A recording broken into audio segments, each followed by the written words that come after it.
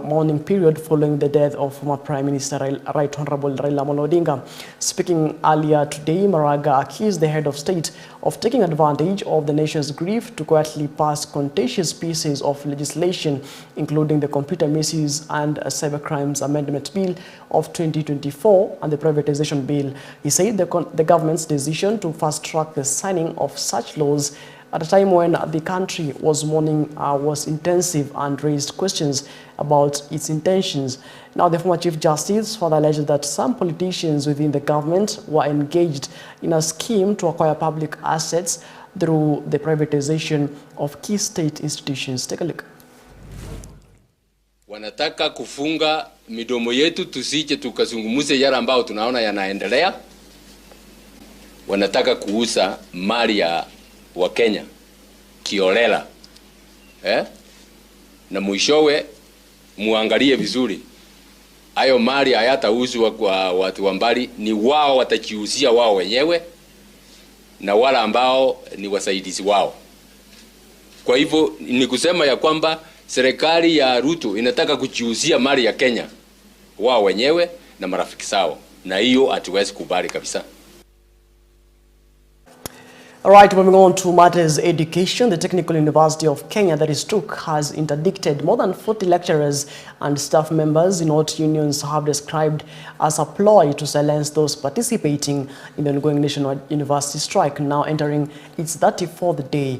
The affected lecturers and non-teaching staff were locked out of the institution on Tuesday as workers intensify their strike, demanding the full payment of salaries dating back to June and the implementation of the return to work formula signed earlier this year. Officials from the university's academic staff union, that is WASU, and the Kenya University Staff Union, that is KUSU, joined their colleagues in condemning the university's move, terming it as unlawful and an act of intimidation. Union leaders vowed to continue with the strike until their demands are fully met, urging the government and university managements to address the plight of workers instead of resorting to punitive measures. On that document in members of staff at the Technical University of Kenya shall not be on duty until all the items in the strike notice are undressed. The people we are demanding our rights from are harassing us by locking us out of a public institution, Shame on them. by interdicting us, by giving us half our salaries. And if you are so efficient in interdicting, why will you not be efficient in paying our full salaries? The issues in TUK are historical. And we have said we will not want the history to repeat itself in TUK. Things must be sorted, and they must be sorted now. Those who are responsible for sorting out the issues in TUK are known. It is not the employees. It is the employer. It is the Minister of what? Education. Now, Kenya and Senegal have officially signed a visa-free agreement allowing citizens of both countries to travel without a visa for up to 3 months. The move is expected to strengthen diplomatic relations and boost trade, tourism, and cultural exchange between the two nations. The agreement, signed during a ceremony held at State House, Nairobi, also included measures to eliminate trade. And let's take that again. Both the governments expressed optimism that the partnership will open new economic opportunities to enhance regional cooperations. Now, speaking during the signing ceremony, the two leaders reaffirmed their commitment to deepening bilateral ties and exploring joint initiatives, including sports programs, to foster mutual growth and development. We recognize the foundations that already exist between our two nations and are pleased to announce the conclusion of a new visa waiver arrangement that will allow citizens of both countries visa-free travel for up to 90 days.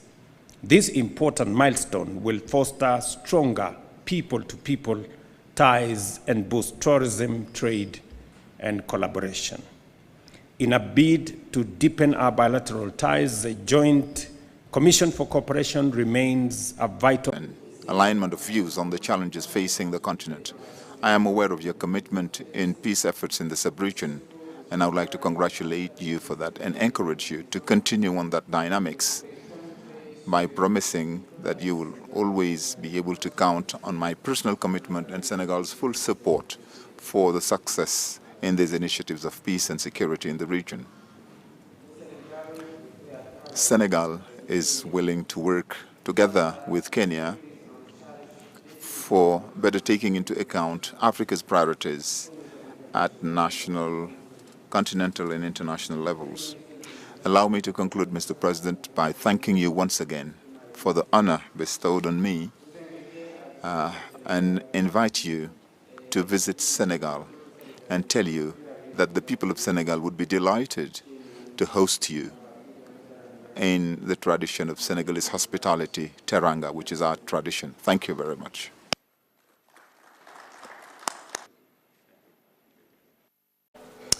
Right, moving on, the Council of Governors, that is the COG, has accused Health Cabinet Secretary EBN Duale of causing instability in the health sector, blaming him for the ongoing strike and the suspension of critical reforms. Speaking during the 27th annual conference of the Kenya Clinical Officers Association in Naivasha, Nyeri Governor Mutahi Kahiga, who chairs the COG Health Committee, described Duale as a non-collaborative leader who suppresses engagements with key stakeholders in the sector.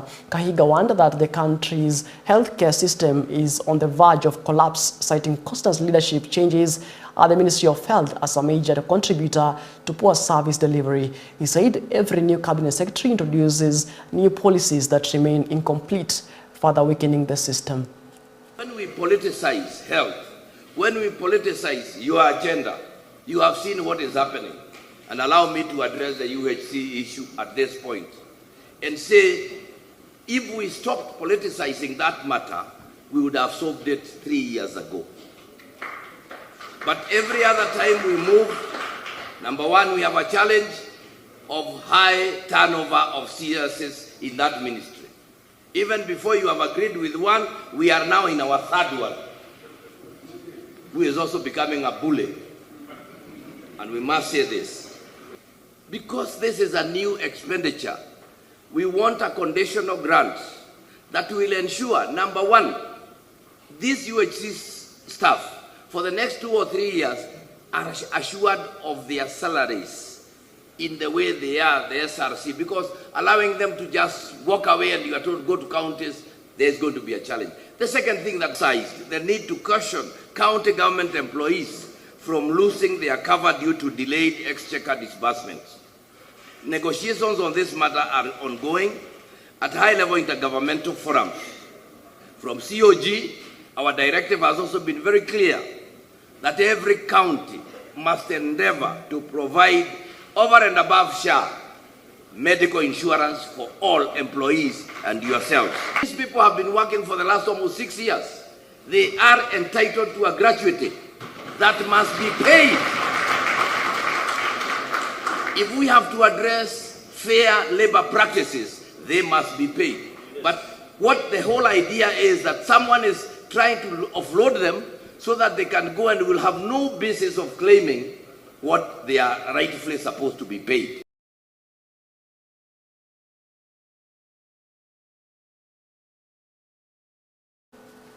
Right, moving on, Salaries and Remuneration Commission, that is the SRC nominee Michael Kingi, has pledged to prioritize transparency, communication and stakeholder engagement if approved as a commissioner.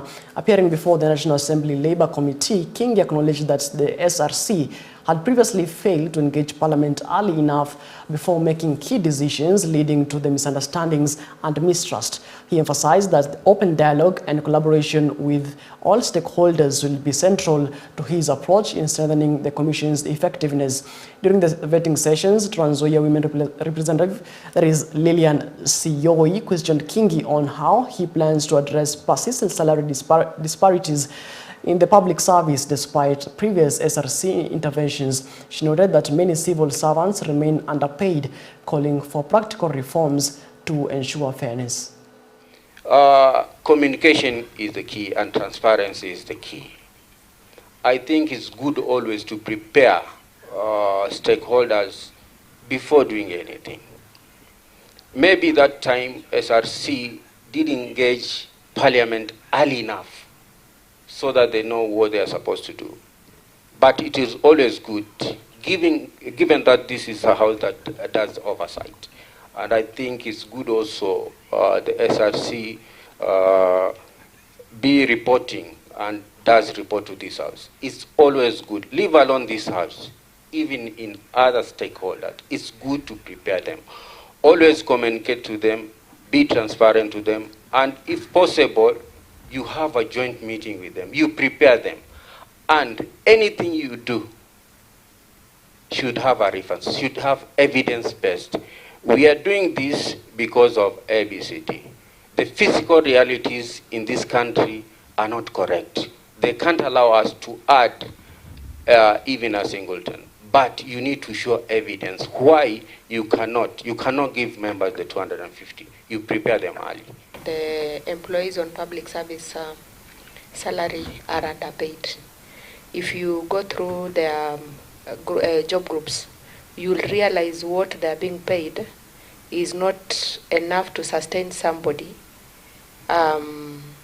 pay his bills, develop himself, and feed well. I don't know what measures, because you said you are a very good analyst. And I'm so sure after you are nominated on this position, probably you have gone through the job groups and the salary scales of our employees. What are you going to do on this so that at least we help our people? Because I really feel like they are stressed, they are pressed somewhere. SRC does job evaluation, then advises ministry and government agencies on what it's supposed to do. That's why he's saying Parliament do not pay this. But still there's a problem, because you see, once job evaluation has been done, a report has been given out for implementation for these different ministries and agencies. You see there's no follow-up. There's zero, sometimes there's zero implementation or limited implementation. However, SRC advises that pay 10 shillings, somebody will not be able to pay that 10 shillings. He does his own things there. He still pays the 12 shillings. So the best thing to help those who are underpaid is to make sure that SRC does a follow-up in enforcing all these recommendations that are given there. Right, moving on, the government's decision to award the late former Prime Minister Raila Amolo Odinga Kenya's highest national honor has sparked mixed reactions across the country. Trans Nzoia Governor George Natembeya has questioned the significance of the award, arguing that it holds little meaning since Raila was not recognized while he was still alive. Speaking after the announcement, Natembeya noted that Raila's lifelong contribution to democracy, justice and political reform should have been acknowledged during his lifetime rather than posthumously. He described the move as symbolic but overdue, adding that Kenyans continue to celebrate Raila's legacy as a champion of democracy and a steadfast advocate for the rights of ordinary citizens. Take a look. We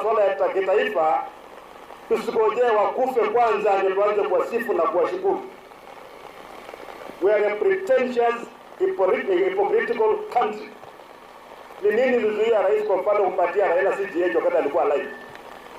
Of what value is that medal to him now? After Iva Kwashingo, the same is posthumous for what? Until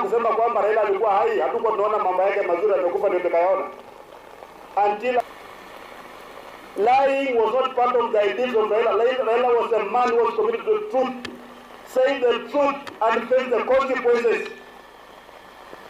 One about that part by the government, do that by choice because you believe it's good. Lakini mseme kwamba Raila juzi wameweka into law sheria ambayo inakuja kugandamiza vijana wetu. Hatuwezi andika kitu kwa mtandao. Mimi natukana kila siku kwa mtandao, nimekufa. The freedom of speech, the freedom of expression is in our constitution. If we love Raila, the freedom fighter, the man who was dedicated to the welfare of our people. We cannot speak from both sides of our mouth. We cannot. Huwezi kusifu Raila ni mzuri na ile madila alikuwa anasimamia mnaanza kuikandamiza.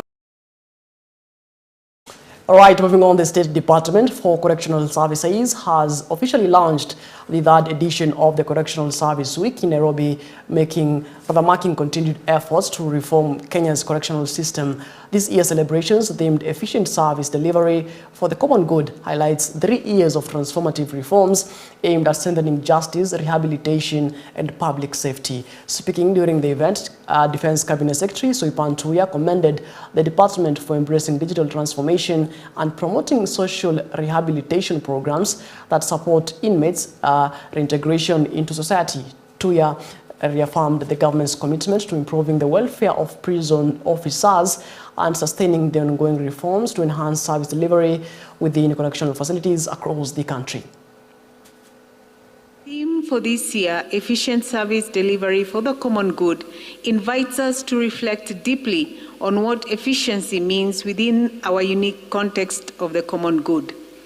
That we use our individual and collective efforts, talents, and decisions to benefit everyone in society. It reminds us that efficiency in correctional service must not be measured merely by numbers or processes, but by the real lasting impact we make in the lives of many who are entrusted to us. We collaborate with the Social Service Agency, Family, Women and Children Committee, Tourism Agency to provide different kinds of training and vocational education to prisons and to improve social adaptation, offer further employment. We are also coming up with a valuation framework so that we can have a proper way or a uniform way of valuing our assets. We are witnessing steady progress through reintegration programs, vocational training, offender aftercare service, and digital innovations that strengthen case management and record systems. All right, it is exactly 17 minutes past the top of the hour. We're due for a short breather here on EBN Prime Edition, but we'll be back in just a bit.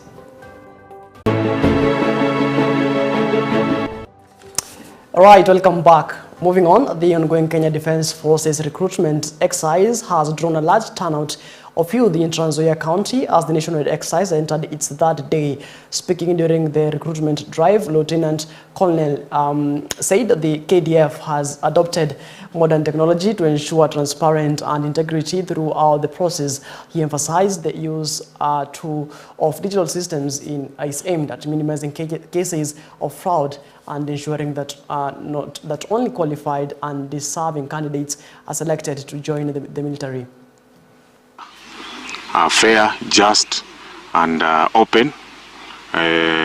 What we've realized is some of us want to cheat by using some of the unscrupulous means.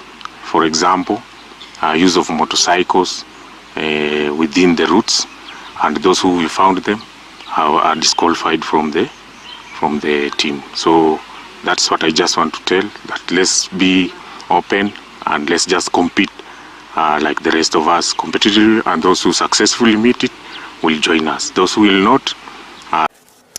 All right, moving on, security officials in Rabai constituency, Kilifi County, have raised concerns over the increasing involvement of young men in criminal activities, warning that many could end up behind bars if the trend continues. According to Rabai OCPD David Kabiru, the area has witnessed a worrying surge in cases of children defilement, with most suspects being boys in grades 7 and to 9.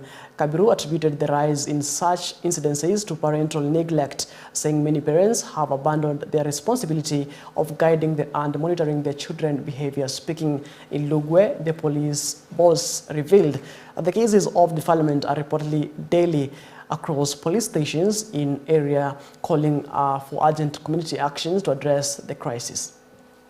Makosa ambayo yameonekana sana, shinda kurudia. Nimeshinda kuambia huyu ndugu yangu wa press arudie hiyo maneno. Sisi kama security ya Rabai Tukisikia tena mzee akufa, mtu wa miaka 75 ama 70 kwenda juu, hiyo familia yote wataandika statement na mtakula chakula ya serikali, kwa sababu nyinyi wote wazee wanafaa kuangaliwa kama watoto. Sasa nyinyi mmetelekeza huyo mzee, mmeamua kuwa yeye ni mchawi. Na kama huyo mzee ni mchawi, ngoja boss, kama huyo mzee ni mchawi, si kila mtu amewachiwa kidogo kwa hiyo familia? Kwa hivyo hiyo familia nyinyi wote ni wachawi na ni lazima mshikwe. Tumeelewana? Wazee pia na wasi, kama wewe ni mzee usilalie mashamba. Kama umefika miaka 70, wa shamba kulingana na vile unajua na vile familia inataka. Si eti unalalia title deed ya shamba na kuna hao agency wanataka kuchukua loan nayo, na kuna wengine pia wanataka sijui kufanya nini. Tafadhali wape, hakuna mtu anakufa na shamba. Wewe unakufa tu kwa unawekwa kwa kaburi. Tumeelewana hiyo? La mwisho kabisa ambaye sitakuwa na maneno mingi ni hiyo maneno ya defilement. Hiyo maneno ya defilement, wasee simuende kwa kina mama basi. Mnaenda kwa watoto mkitafuta nini? Na hizo maneno mbaya na ndio sababu watu wa Rabai ndio mnajulikana tena kwa demonstration. Kila kitu demonstration. Kila siku demonstration. Kwani ile Kenya nyingine haikuangi na mahitaji? Wale wa Kenya wengine wanakuangi na mahitaji. Anafunga barabara, mnafungia hata mtu mwenye alikuwa mjua. Si nyinyi ni wauaji?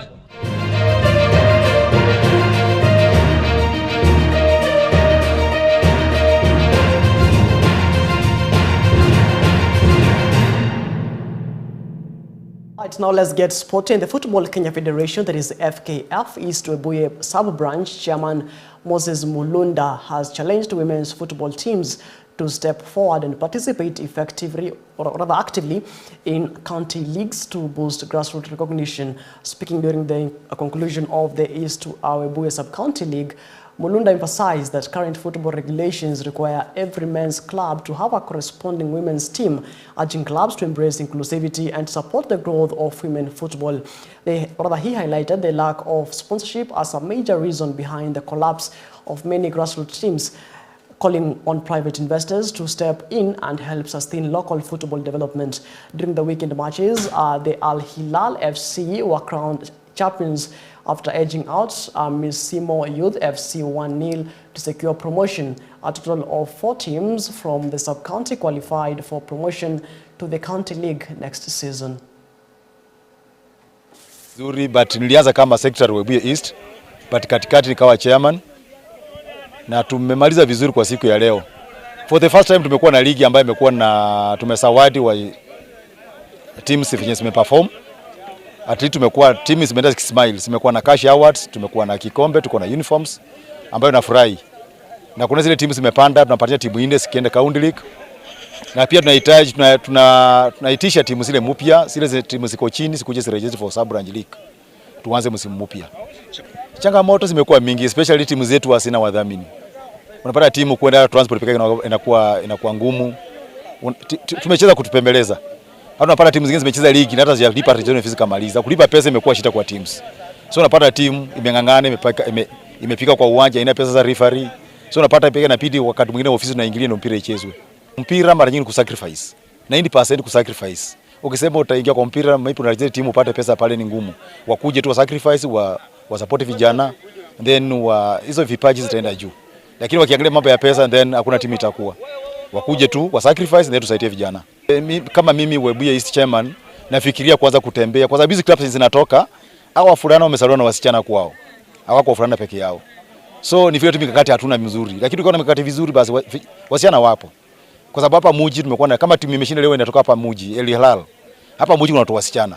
Ni vile tu mikakati sikuweo kwamba kila penye kuna timu tuwaambie kwamba mkwe na timu ya wasichana. Ni vile tu Ni sheria saizi kwa CAF kwamba lazima timu iko na timu ya wasichana na timu ya vijana. Saizi wewe pia sisi tumejaribu kila timu iko na timu ya watoto. Under 13 under 15 ziko. So ni kujaribu from next season tunataka tujaribu kama timu silete timu za wasichana pia. Kwa sababu wasichana wapo. Ni vile tu waangalia na wajapata mtu kuwasaidia.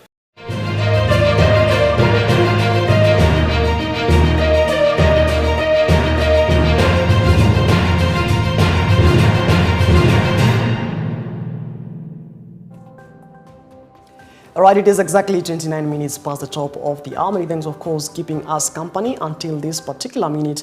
You've been watching EBN Prime Edition. Our sign language interpreter tonight has been Lara Mondi. My name is Martin Macharia. Do have yourself a lovely night. And as always, let's do this again when God says we do.